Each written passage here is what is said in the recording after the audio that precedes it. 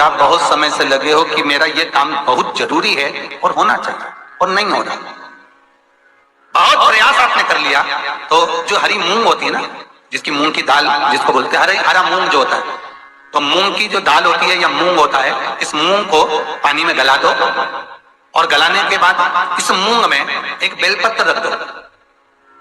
सोमवार के दिन उसमें थोड़ा सा गुड़ डालकर किसी नंदी को, बेल को, किसी नंदीश्वर को, उस मूंग को अपनी कामना कर कर वो बेलपत्र और गुड़ के साथ उसको खिला दो, उस मूंग।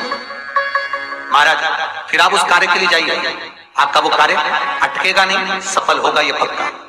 हम तो यहां तक कहते हैं किसी अदालत में पेशी चल रही है, फाइल आगे ही नहीं बढ़ रही, तुम प्रयास कर रहे हो और वो फाइल आगे ही नहीं बढ़ रही, वहीं की वहीं अटकी हुई है। जब देखो जब जाओ तो पेशी नहीं मिले या नंबर ही नहीं आए, तो भी ये कर जाना, अगली बार फोन कर बताना कि आपको फायदा मिला कि नहीं मिला। यहाँ चढ़ाते हैं कि नहीं चढ़ाते? चढ़ाते हैं। शिवरात्रि के दिन बेर चढ़ाने का बड़ा महत्व है, और शिवरात्रि पर चढ़ा हुआ वो बेर उठाकर ले आइए और उस बेर को उठाकर रख लीजिए। मान लो किसी को उधर से जुड़ी हुई जब तकलीफ रहती है, पेट से जुड़ी हुई तकलीफ रहती है, पेट से जुड़ी हुई कोई भी प्रॉब्लम हो, अगर पेट से जुड़ा हुआ कोई भी रोग आपको लग गया और डॉक्टर की दवाई चल रही है, सारी औषधि चल रही है, जो शिवरात्रि पर आपने बेर चढ़ाया है, वो बेर अगर आपके यहाँ रखा हुआ है, वो बेर उस रोग वाले व्यक्ति को खिला दीजिए। आधे घंटे के अंदर पेट का दर्द, पेट की तकलीफ, पेट का कैसा भी रोग होगा, एकदम आराम लग जाएगा। उस बेर में इतना दम, इतना प्रबलता आ जाती है। शंकर को जो शिवरात्रि के दिन बेर चढ़ाया जाता है, भगवान शिव पर समर्पित हुआ वो बेर का इतना महत्व। महाराज बड़ी गोपनीय बात वर्णन कर रहे हैं, उसका ध्यान रखिएगा जरा। ये पति और पत्नी का संवाद चल रहा है।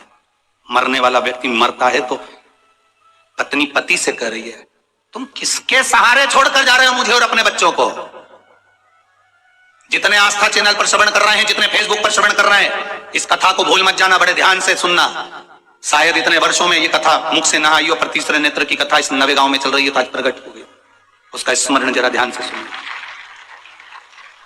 एक पत्नी का पति अंतिम सांसें गिन रहा है, बॉडी पड़ी है और अंतिम सांसें गिन रहा है, मरने वाला है, प्राण छूटने वाला है। यमराज सामने खड़े हुए हैं, यमदूत सम्मुख खड़े हुए हैं, मृत्यु देवी सामने खड़ी है, मर रहा है और अंतिम सांसें पत्नी कह रही है, रोती चीखती चिल्लाती कह रही है, तुम मुझे और अपने बच्चों को किसके सहारे छोड़कर जा रहे हो? इतने में पति कहता है,